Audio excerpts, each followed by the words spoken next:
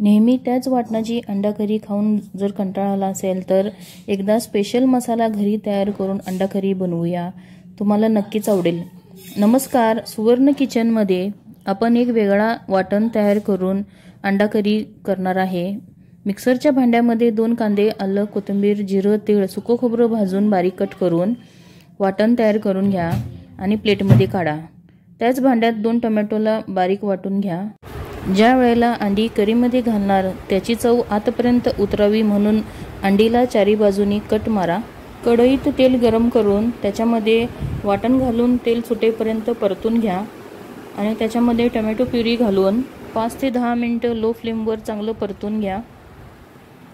कांदा, लसूण, मसाला, चटणी 2 चमचे घालून मसाला आणि चटणीला चांगलं परतून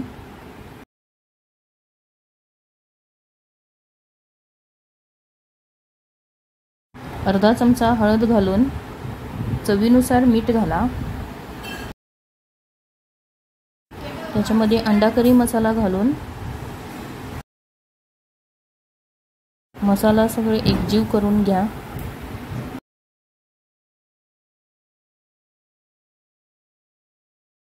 मसाला चांगलं परतून झालं की त्याच्यामध्ये कट केलेली अंडी घालून चांगलं परतून झाकण लावून 5 ते 10 मिनिटं अंडी आणि मसाला चांगला शिजवून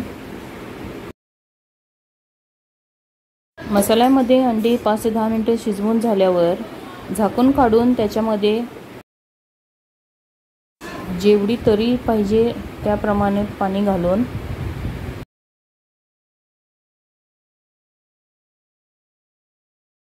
उकळी आल्यावर त्याच्यामध्ये बारीक कट करून कोथिंबीर घाला आणि 5 ते 10 मिनिटं लो फ्लेमवर शिजवून